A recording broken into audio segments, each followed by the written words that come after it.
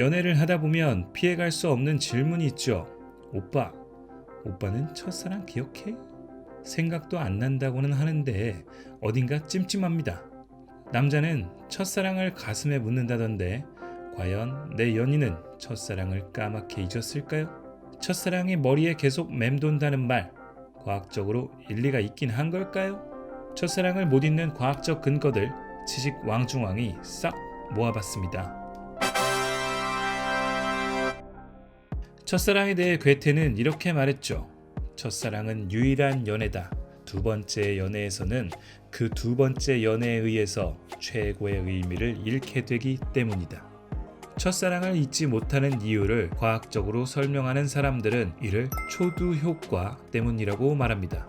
비슷한 정보들이 계속해서 들어올 경우 가장 처음 들어왔던 정보가 가장 기억에 오래 남는다는 유명한 심리학적 이론이죠. 사람을 볼 때 첫인상이 중요한 역할을 차지하는 것도 초두 효과 이론으로 설명할 수 있습니다. 또 있어요. 책 짜장면 경제학에서는 첫사랑을 잊지 못하는 이유를 경제학적 이론인 한계 효용의 체감 법칙 때문이라고 말합니다. 한계 효용의 체감 법칙이란 이득이 하나씩 추가될 때마다 그에 따른 효용이 줄어든다는 이론이에요. 어렵다고요? 밥을 먹을 때 두 번째, 세 번째 공기로 갈수록 맛도 떨어지고 만족감도 줄어드는 경우를 생각하시면 됩니다. 저는 먹을 때마다 맛있던데.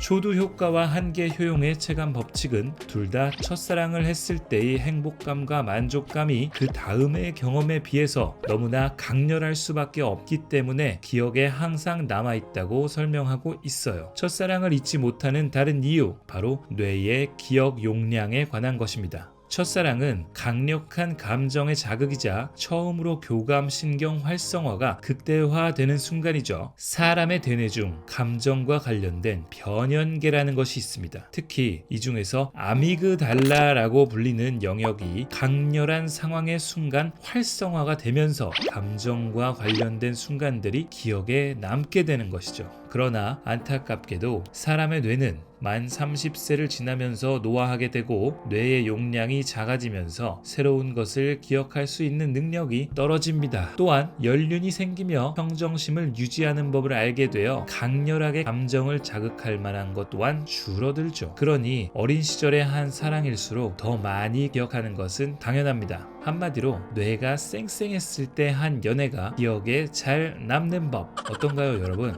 그럴듯한가요? 첫사랑을 오래 기억하는 이유를 다른 시각에서 본 이론도 있습니다. 첫사랑이 고백도 못한 짝사랑이거나 모든 게 처음이기 때문에 서툴러서 제대로 마무리 짓지 못한 기억일수록 기억이 생생할 수 있다는 건데요. 업무가 미완성인 경우에 심리적으로 부담이 생겨 관련된 기억이 또렷하게 남는 자이가르닉 효과가 대표적입니다. 어떤 일을 끝마치지 못하고 중간에 그만두게 되면 문제가 해결되지 않는 한 긴장 상태가 지속되고 더 오래 기억된다는 거죠. 우리말로는 미완성 효과라고 불리기도 해요. 이 이론에 따르면 우리는 끝나지 못한 문제를 계속 기억 회로에 담아두기 때문에 첫사랑을 기억에 담아두게 돼요. 첫사랑은 대부분 서툴어서 어설프게 끝나고 후회를 남기는 경우가 많기 때문이죠. 자니? 자는구나.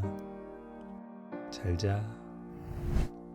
네, 지금까지 첫사랑이 기억에 남는 이유를 과학적인 4가지 이론을 통해 살펴봤습니다. 일리는 있지만 어디까지나 근거일 뿐이라는 사실을 알아주세요. 그리고 처음의 순간이 미화되어 기억될 순 있겠지만 가장 소중하고 아름다운 사랑은 현재의 사랑이라는 것을 꼭 기억하세요.